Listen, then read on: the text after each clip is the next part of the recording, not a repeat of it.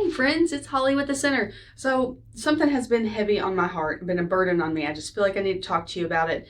How about some social skills? I feel like I need to be re-taught about social skills. I used to be a super outgoing, fun-loving, like I'd talk to a fly on the wall type person.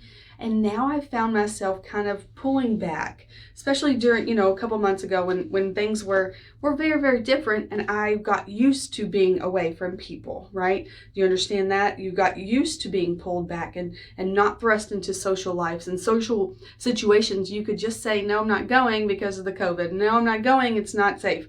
It's not part of the plan or whatever.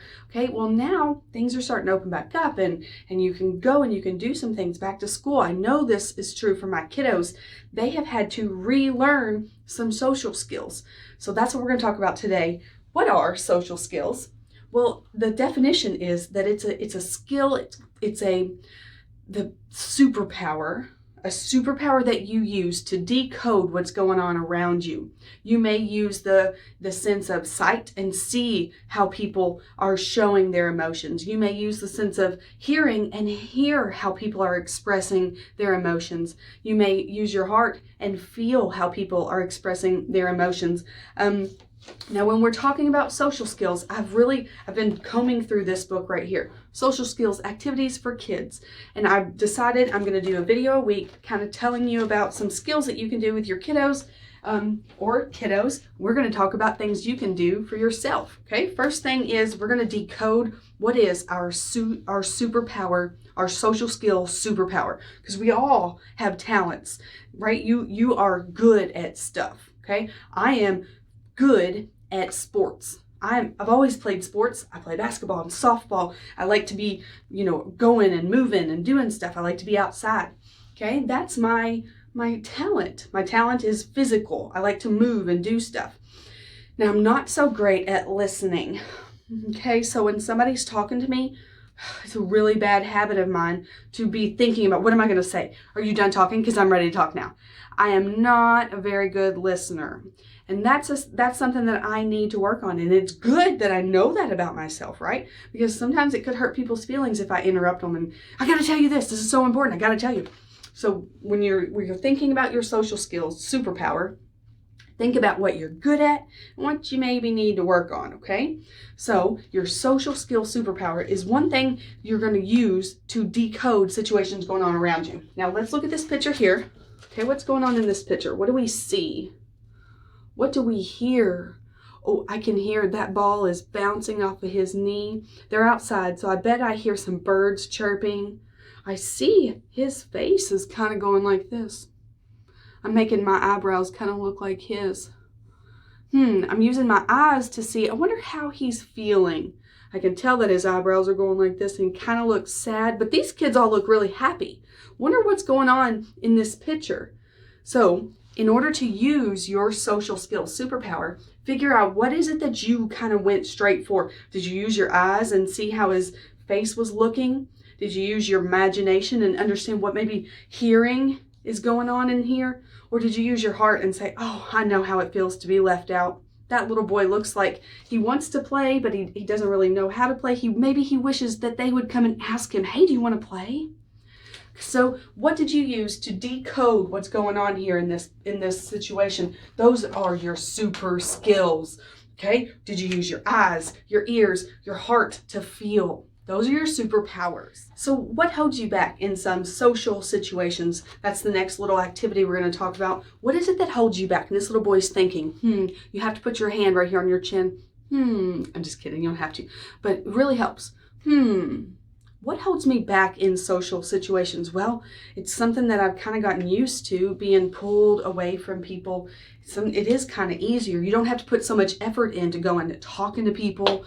That takes effort and that drive to pour into others and ask questions and get to know people.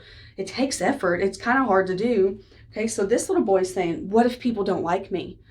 Well, what if I go and try to play with people and they don't like me? What if they make fun of me? Yeah, so maybe those are things that hold you back. Be thinking, what holds me back from talking to people?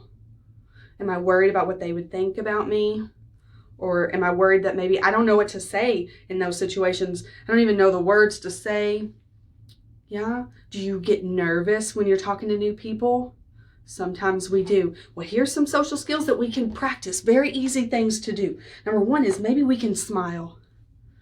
Now, here's the problem. If we're at school or we're out somewhere, we have to have a mask on. Yeah, watch when I cover up my face. Okay? Can you see what emotion I'm feeling? Okay, my nose and my mouth is covered. But can you see the emotion? Yeah. My girl Ann Michael was talking the other day about going back to school, and she said she was going to smize at her kids. That's a Tower Bank word. Smize. Smile with your eyes.